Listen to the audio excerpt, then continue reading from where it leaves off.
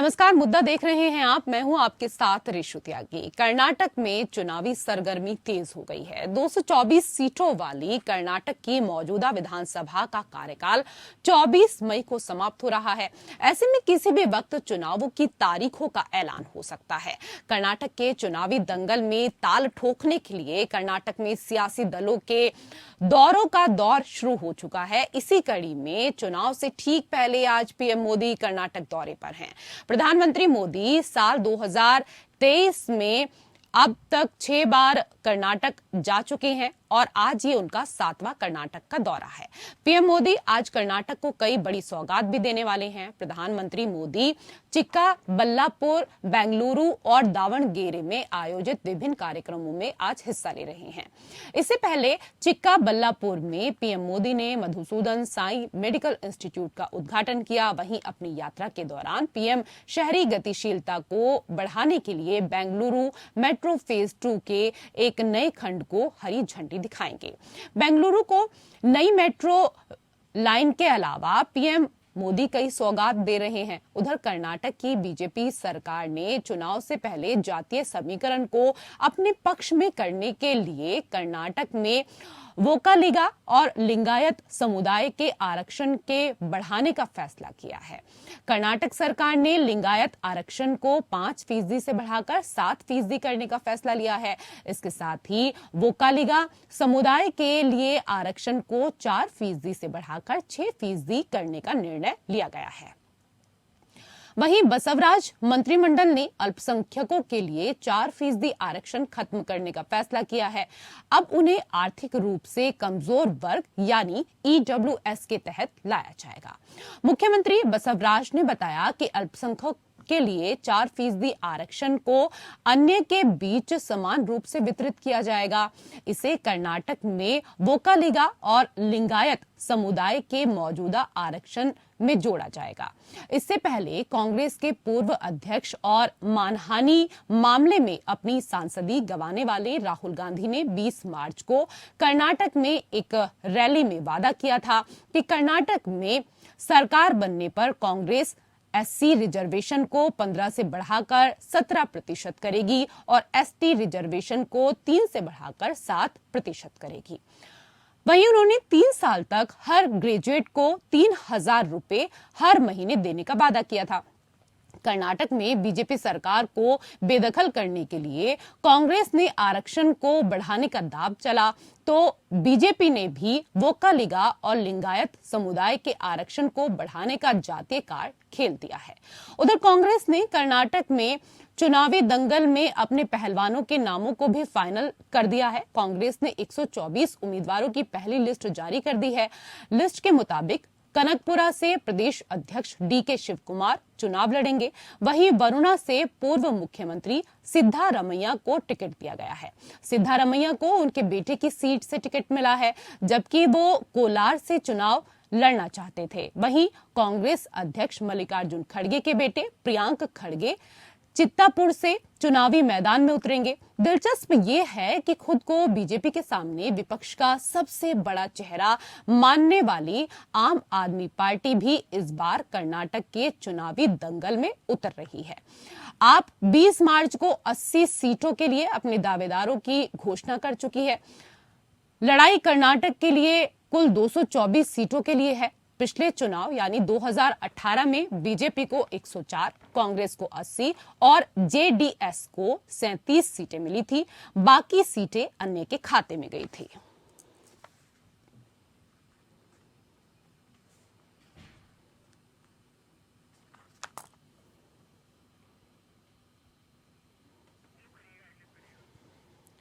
तो कर्नाटक विधानसभा चुनाव अकेले लड़ेगी कांग्रेस और इस बार चुनावी मैदान में पूरे दमखम के साथ आम आदमी पार्टी भी नजर आएगी।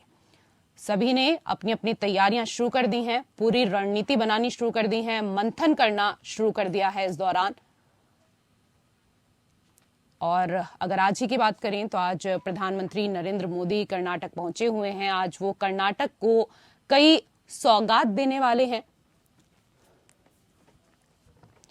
कांग्रेस ने अपनी लिस्ट भी जारी कर दी है।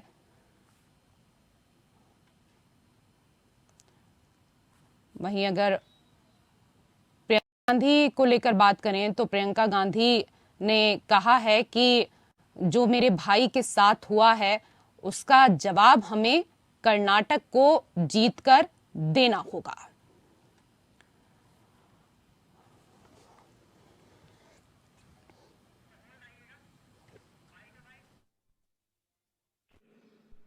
सत्य साई ग्राम के रूप में भी सेवा का एक अद्भुत मॉडल देश को दिया है। शिक्षा और स्वास्थ्य के माध्यम से जिस प्रकार मानव सेवा का मिशन यहां चल रहा है वो वाकई अद्भुत है। आज जो यहां मेडिकल कॉलेज शुरू हो रहा है इससे ये मिशन और सशक्त हुआ है। Shri Madhusudan Sai institute of medical science and research हर वर्ष अनेक नए प्रतिभावान डॉक्टर देश की कोटि कोटि जनता की सेवा में राष्ट्र को समर्पित करेगा। मैं संस्थान को और चिक्कबल्लापुरा यहां के सभी लोगों को बहुत बहुत बधाई देता हूं। भाइयों और बहनों, आजादी के अमृत महोत्सव में देश ने विकसित होने का संकल्प लिया है। कई बार लोग पूछते हैं कि भारत इतने कम समय में, क्योंकि मैंने कहा 2047 जब आजादी के 100 साल होंगे तो लोग पूछते हैं कि इतने कम समय में भारत विकसित कैसे बनेगा। तो प्रधानमंत्री नरेंद्र मोदी ने कर्नाटक में क्या कुछ कहा वो हमने आपको सुनाया। तो अब बीजेपी के सामने अपनी सत्ता बरकरार रखने की चुनौती है तो कांग्रेस के सामने खोई हुई सत्ता को पाने की झटपटाहट है। जेडीएस भी अपने पुराने दमखम को लौटाना चाहती है। तो इन सब के बीच अपनी ताल ठोकर कर्नाटक के चुनावी दंगल को दिलचस्प बना दिया है आम आदमी पार्टी ने। तो कुल मिलाकर सभी अपनी रणनीति बना रहे हैं, लेकिन सवाल यही है कि आखिर कौन बनेगा कर्नाटक का किंग। इसी को लेकर आज मुद्दा में चर्चा करेंगे। दो खास मेहमान हमारे साथ जुड़ चुके हैं। हमारे साथ विजय खेरा, प्रवक्ता बीजेपी, जुड़ चुके हैं। बहुत बहुत स्वागत है आपका। इसके साथ ही हमारे साथ कांग्रेस नेता संदीप त्रिपाठी जी भी हैं। बहुत बहुत स्वागत है आपका भी। संदीप जी, नरेंद्र मोदी का इस साल कर्नाटक का ये 7वां दौरा है। जिस तरह से मोदी का फोकस कर्नाटक पर है, आप सत्ताधारी दल के सामने अपनी चुनौती को किस तरीके से देखते हैं? मोदी जी का दौरा वही होता है जहाँ चुनाव होता है। चाहे आप पूर्वोत्तर देख लीजिए, अभी पूर्वोत्तर जब था तो 50-50 दौरे कर डाले, अब नहीं जा रहे हैं। तो जनता को समझ में आ गया कि ये चुनावी प्रधानमंत्री है। ये चुनाव आता है, अब आते हैं राज्य में बड़ी बड़ी बातें करते और सारे भाषणों में एक बात आपको कॉमन मिल जाएगी। ये डबल इंजन की सरकार लाई है, इस प्रदेश को हम नंबर 1 बनाएंगे। यही बात को कर्नाटक में कहेंगे, यही बात उत्तर प्रदेश में कहेंगे, यही बात मध्य प्रदेश का चुनाव बताइए, नंबर 1 पे ही होगा। किसको बनाइएगा? ठीक है, लेकिन इसमें बुराई क्या है, आप ये बताइए ना। अगर आप इसको इस तरीके से देखते हैं तो बुराई क्या है? नॉर्थ ईस्ट में आप लोग जितने एक्टिव होना चाहिए थे, अभी नॉर्थ ईस्ट की आपने बात की, तो आप शायद इतने एक्टिव नहीं हुए, इसी वजह से सत्ता चली गई आपके हाथों से। लेकिन पहले थी हमारे हाथ में, चली गई। यही तो गुमराह करने वाली बात है ना। गुमराह करने वाली बात ये है कि जो मेघालय में भाजपा की 2 सीटें आती और एक दल जिसके खिलाफ भारतीय जनता पार्टी ने चुनाव लड़ा और ये कहा कि भ्रष्टाचारी लोग हैं, ये जो मतलब राजनीति का जो सिद्धांत होता है उसके इतर काम करने वाले लोग हैं। ऐसे लोगों के साथ फिर आप गठबंधन करने का प्रयास करते हैं। उसने आपको ठोकर मार दिया और आप कहते हैं कि हमारी 3 राज्यों में सरकार आ गई। एक राज्य हो गया नागालैंड, वहां पर भी इनकी सीटें 10 या 11 है, वहां पर भी ये कहता हमारी सरकार आ गई।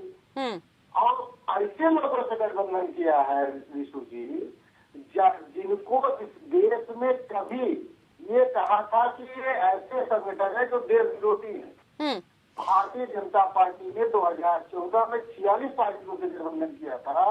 उसमें से कम 60 ऐसे संगठन और घटक दल थे जो मतलब उनको ये कहा जाता है तो भारत के हित में नहीं है। देखिए, ऐसा होता है ना संदीप जी, दूध का धुला तो कोई नहीं होता है। जब चुनाव का समय होता है तो इस तरह की बातें सभी करते हैं, लेकिन होता यह है कि बस चाहे गठबंधन से बने या कैसे भी बने, सरकार बननी चाहिए।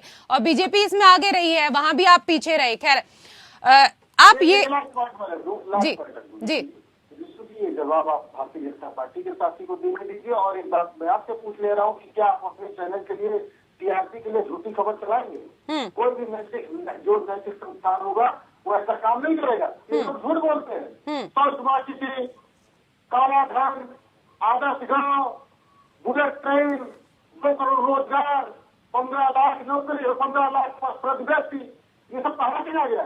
और उत्तर प्रदेश में क्या कहते गए अभी कुछ दिन पहले, मतलब होली दिवाली सिलेंडर मुफ्त देंगे। होली के पहले 50 रुपए सिलेंडर का दाम पड़ा। चलिए, बाकी राज्यों की बात करेंगे संदीप जी, क्योंकि आज हमारा जो फोकस है वो कर्नाटक पर है। ठीक है, आज हमारा फोकस कर्नाटक पर है। नॉर्थ ईस्ट का मुद्दा आपने उठाया, इसलिए मुझे बीच में ये बात भी यहाँ पर रखनी पड़ी। विजय जी, येदियुरप्पा कर्नाटक में बीजेपी के पर्याय रहे हैं, उनके बिना चुनावी मैदान कैसा होगा? पर येदियुरप्पा तो साथ में है, उसमें क्या दिक्कत है? अभी भी साथ में है, अभी साथ थे। कोई समस्या है नहीं। समस्या तो इनकी है, इन्हें सुलटना पड़ेगी, क्योंकि इनका सिद्धरमैया जी को इन्हें टिकट दे दिया, वो नाराज हो गए। उसका जवाब सुनिए जरा क्या कह रहे। हाई कमांड जहाँ से लड़ेगा मैं वहाँ से चुनाव अवश्य लड़ूंगा, मैं आदेश का पालन करूंगा, चाहे मुझे 20 जगह से और लड़ना पड़े। क्या मतलब है इस बात का? मैं चाहे 20 जगह से और लड़ना पड़े, यानी अपनी मर्जी से और भरेंगे 10 जगह 2 जगह जहाँ भी इन्हें लड़ना है। सीधा सीधा धमकी दे दिया तो सवाल तो इनके घर का है। हमारे यहाँ तो इकट्ठे हैं दोनों नेता, मुख्यमंत्री भी साथ हैं और वो भी साथ में हैं। और सामने बिल्कुल बात तो सही है, क्योंकि संदीप जी संघर्ष तो आपके यहाँ देखने को मिल रहा है, क्योंकि कर्नाटक में बीजेपी के पास कोई मजबूत चेहरा नहीं है। आपको इसका लाभ मिल सकता था, लेकिन आपके पास 2 चेहरे हैं और दोनों में ही जबरदस्त संघर्ष है, चाहे सिद्धारमैया की बात कर ली जाए या फिर डीके शिव कुमार की। सिद्धरमैया भी कांग्रेस के लिए काम कर रहे हैं और जो है डीके शिव कुमार जी भी, और दोनों वरिष्ठ नेता है और अपने आप में दमदार नेता है, भ्रष्टाचारी नेता नहीं है। 40% कमीशन वाले नेता भी नहीं है। और लिख कर रख लीजिए, ये बात रखिएगा, ये मेरी बात रखिएगा कि अब की बार कर्नाटका में बीजेपी अपना विपक्ष का होता बचा कर रखे, ये अपने आप में महत्वपूर्ण बात होगी। क्योंकि ये पहले भी चुनाव हारे थे। इस तरीके से लूट खसोट लोकतंत्र का गला घोट कर कर्नाटका में सरकार बनाई है, बताने की जरूरत नहीं है। पूरे प्रदेश के ठेकेदारों ने लिखा, खुलेआम लिखा कि 40% कमीशन यहाँ चलता है। लेकिन आपके नेताओं में जब इतना संघर्ष है तो जाहिर सी बात है ना कि बाकी लोगों को तो फायदा मिल ही जाएगा। उसका जवाब मैं दे देता हूँ, पहले बात आ जाने। ये पूरे देश ने देखा कि इनके विधायक के यहाँ पैसों मतलब ऐसा मिल रहा है, गड्डी बताया तो कम से मतलब वो पता चला कि कम से कम 100 करोड़ के ऊपर की राशि थी। वो तो बीजेपी के यहाँ पे मोदी जैसे अडानी जी को बचा रहे हैं, उनके फोन वोन चला गया तो राशि कम कर दी गई। तो मतलब ऐसे लोगों को जनता चुनेगी, हमें तो नहीं लगता है। और कर्नाटका की जनता खास करके साउथ इंडिया बहुत जनता किसको चुनेगी नहीं चुनेगी ये तो जनता का विषय है ना। लेकिन जो मैंने सवाल आपसे पूछा उस सवाल का आपने जवाब नहीं दिया, उस सवाल को आपने घुमा दिया। आप ये बताइए ना कि आपकी पार्टी के नेताओं के भीतर ही इतना संघर्ष है, तो उस संघर्ष को तो खत्म करने का आप काम करिए ना पहले।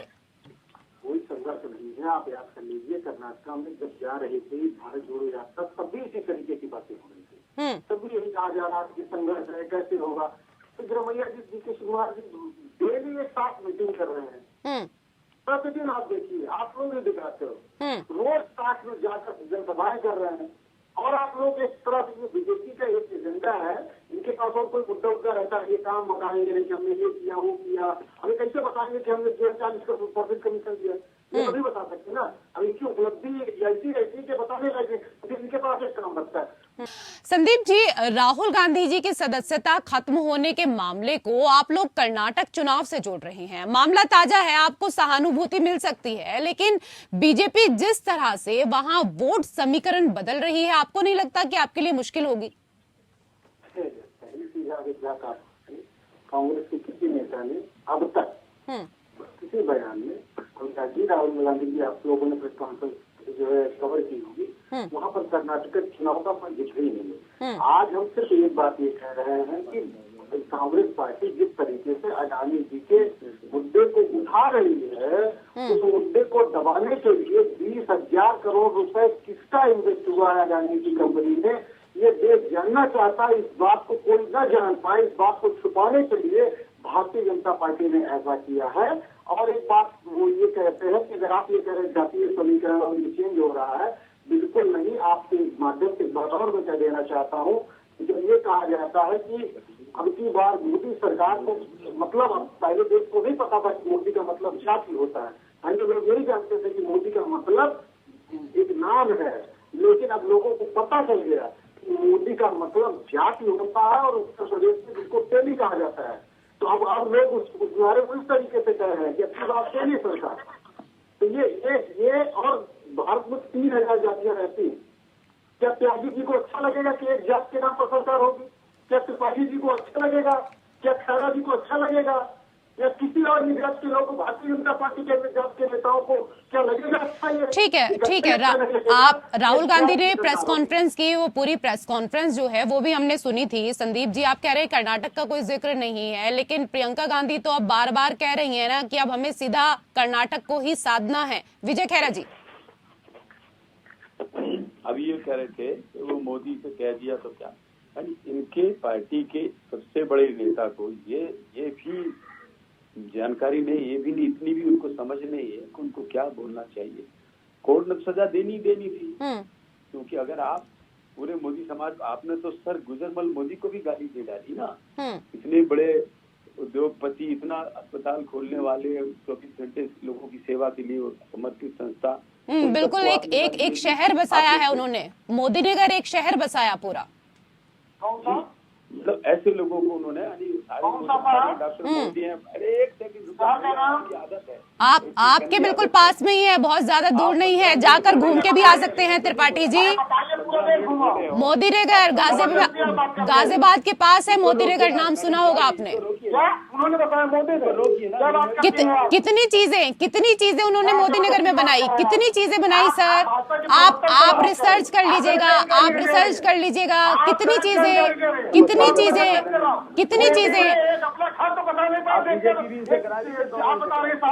आप रिसर्च करिएगा, आप रिसर्च करिएगा कि कितनी चीजें मोदी नगर के अंदर बसाई गई हैं, कितनी चीजें उन्होंने मोदी नगर के भीतर बनाई हैं, बिल्कुल बराबर में है। आधे घंटे का रास्ता है, आप जाकर देख सकते हैं। ये विषय है क्या? ठीक है, लेकिन मुद्दा ये नहीं है, विषय ये नहीं है। विषय से मत भटकिए। कर्नाटक की बात कर रहे हैं, उसी पर रहिए, क्योंकि आप हम एक बात सुनिए संदीप जी कर्नाटक की बात कर रहे हैं, मैं आपसे सवाल पूछती हूँ, सवाल का आप जवाब नहीं देते हैं, आप बातें कुछ की कुछ करने लगते हैं, मतलब सवाल भी मैं आपके हिसाब से पूछूंगी क्या? मैं सवाल आपके हिसाब से पूछूंगी क्या? जो मैंने सवाल पूछे उनका तो आप जवाब नहीं देते हैं। जितने सवाल मैंने आपसे पूछे, आपने एक सवाल का जवाब नहीं दिया। आप तब से घुमा रहे हैं। धैर्य रखिए। आपके राहुल गांधी कहते हैं ना कि मैं तो प्यार की भाषा बोलता हूँ। राहुल गांधी कहते हैं ना कि पूरे देश में नफरत फैली हुई है, मैं तो मोहब्बत की बात करता हूँ। तो फिर आप इस तरह की बातें क्यों करते हैं, ये बताइए जरा। आपके भी है, देश के भी है, वो देश के नेता हैं और वो जो है देश की जनता ने ही उन्हें सांसद चुना है। तो ये कह देना, और सबसे पुरानी पार्टी के राष्ट्रीय अध्यक्ष रहे हैं, पूर्व राष्ट्रीय अध्यक्ष हैं, ये कह देना कि सिर्फ हमारे हैं तो एलियन फिर कह दूं क्या मोदी जी आपके हैं या किसी और के हैं? बिल्कुल नहीं, मोदी जी भी देश के ही है। ठीक है, लेकिन विषय को समझिए ना, विषय को समझिए। संदीप जी चिल्लाने से क्या हो जाएगा, विषय को समझिए। बल्कि डिबेट जो होती है उसमें निष्कर्ष निकलना चाहिए, झगड़ा करने से क्या हो जाएगा, आप मुझे बता दीजिए। खैर विजय जी, कर्नाटक में लिंगायत आपके परंपरागत वोटर हैं, लेकिन उनका समर्थन बहुत हद तक येदियुरप्पा के चेहरे पर टिका था।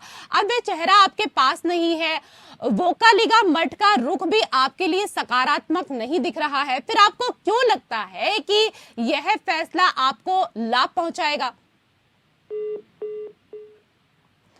सर आवाज मिल रही है आपको?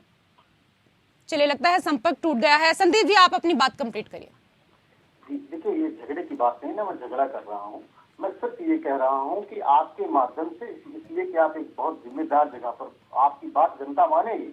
आप जब ये कहते हैं कि कोई शहर बताया है, तो आपको फिर ये भी बताना पड़ेगा कि कौन सा शहर बताया। सर मैंने नाम बताया, आप एक बात को पकड़कर ही बैठ गए। ठीक है, मैंने नाम बताया, मैंने कहा आप जाकर देखिए, उन्होंने बहुत सारी चीजें वहां पर बनाई हैं।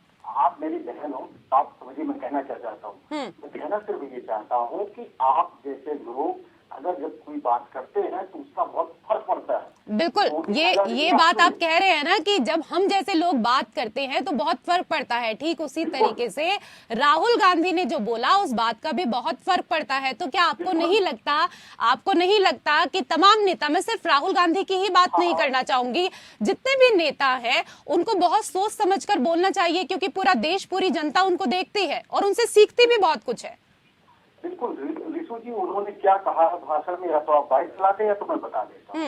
उन्होंने सिर्फ ये कहा कि ललित मोदी, नीरव मोदी चोर हैं, चोरों के नाम मोदी ही क्यों होते हैं? सारे चोर मोदी ही क्यों हैं? आप बताइए। अब ये कह रहे हैं, मोदी जी कह रहे हैं, भाजपा कह रहे थे कि पिछड़ों का अपमान हो गया। आप बताइए, नीरव मोदी पिछड़े हैं क्या? आपको पता है कि नीरव मोदी जैन समुदाय से आते हैं। ठीक है, उन्होंने क्या कहा वो सबको पता है, लेकिन कोर्ट का निर्णय तो सर्वमान्य होता है ना सर। कोर्ट ने भी तो कुछ देखा होगा ना, कोर्ट ने भी तो तमाम दलीलें सुनी होंगी ना। बहरहाल समय का अभाव है। बहुत बहुत शुक्रिया आप दोनों का हमारे साथ इस चर्चा में जुड़ने के लिए, और इसी के साथ मुद्दा में फिलहाल इतना ही। नमस्कार।